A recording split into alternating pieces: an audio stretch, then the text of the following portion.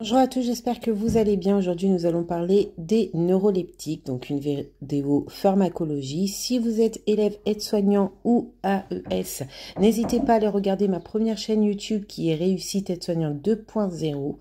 Ou sinon, je vous dis bonne vidéo. Les neuroleptiques. Les neuroleptiques, appelés aussi antipsychotiques, va lutter contre les symptômes productifs tels que des psychoses, sont des médicaments psychotropes utilisés pour leurs effets tranquillisants majeurs, antidélirants et aussi pour lutter contre les désorganisations des pensées. Ils sont également utilisés pour des traitements de certaines affections psychiatriques telles que la schizophrénie, les troubles bipolaires et certains même autres symptômes comportant des hallucinations, délires ou agitations psychomotrices.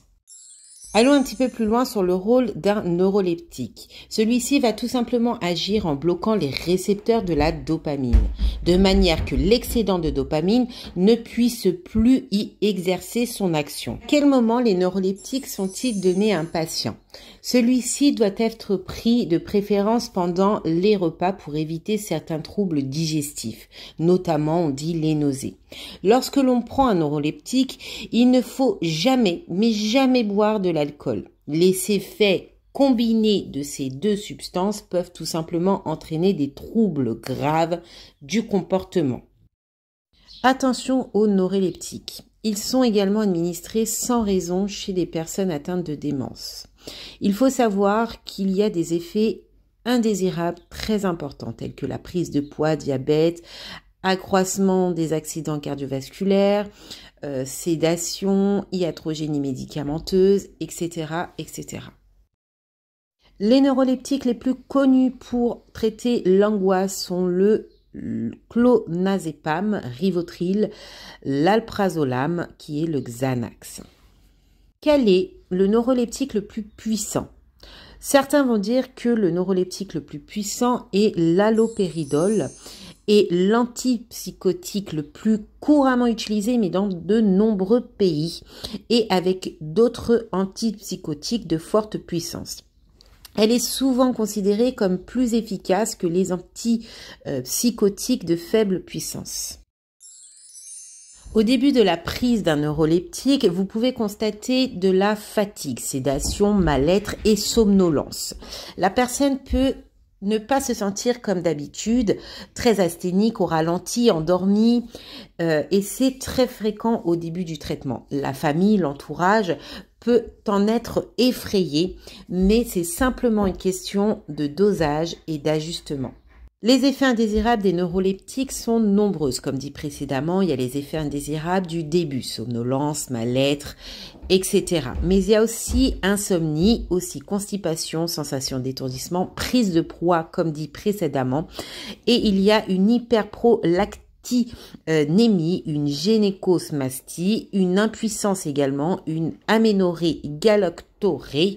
Alors tous ces mots-là, j'arrive toujours pas à le dire parce que c'est pas des mots que j'emploie couramment, mais il y a énormément d'effets indésirables. Au niveau de votre rôle, si vous êtes aide-soignant, infirmier, AES, peu importe, si vous êtes tout simplement soignant, eh bien il va falloir avoir une surveillance constante, car comme dit précédemment, en début de traitement, il y a un mal-être, de la fatigue, de la sédation, etc.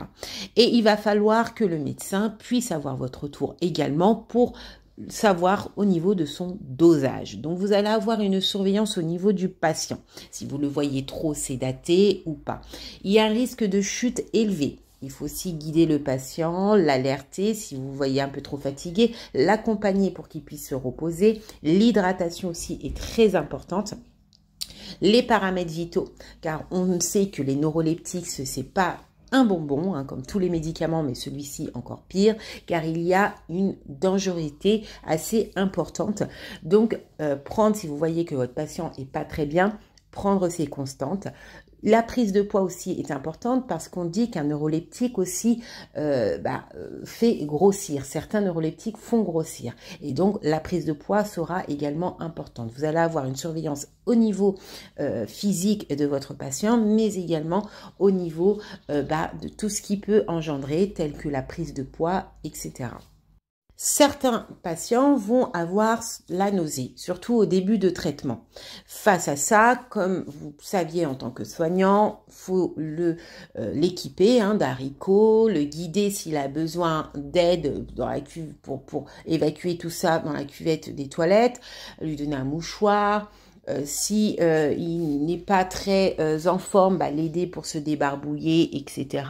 Lui fournir un mouchoir, un sac poubelle, lui mettre la sonnette à proximité. Ne pas oublier, je le répète, l'hydratation est très très importante. Mais pas seulement l'hydratation, on avait parlé que ce traitement doit être fait pendant les repas. Et donc pendant le repas, le soignant est présent. Donc vérifier qu'il a bien pris son traitement, mais aussi de lui faire comprendre qu'il est important avec ce traitement de manger, car aussi ça peut avoir des conséquences au niveau de l'appareil digestif, et ça malheureusement beaucoup de médicaments c'est le cas. Votre rôle premier, c'est la surveillance. Le patient va somnoler, le patient va être étourdi. Donc, vous allez devoir avoir une surveillance constante face à ce patient, surtout en début de traitement. Je parle notamment de ces prises de médicaments qui se trouvent souvent en secteur psychiatrique pour les personnes atteintes de psychose, telles que la schizophrénie bipolaire, etc. Donc voilà, c'est très important. Vous allez avoir un regard face à ce patient, le premier regard, pour pouvoir transmettre ensuite au médecin le comportement du patient en début de traitement pour qu'il puisse, lui, par la suite, pouvoir doser correctement pour le patient. J'espère que cette vidéo t'a beaucoup plu, t'a beaucoup servi. N'hésite pas, si tu es élève aide-soignant, AES ou autre, à aller voir la première chaîne YouTube que j'ai créée, Réussite Aide-Soignant 2.0, dans laquelle j'aide de nombreux aides-soignants, élèves aides-soignants à pouvoir acquérir plus facilement leur diplôme. Ça fait maintenant 2 ans que je suis les nouveaux élèves du nouveau référentiel. Donc n'hésite pas, je suis aussi disponible sur Snap, Professeur Héloïse, et donc je te dis à très vite pour une prochaine vidéo. Bye.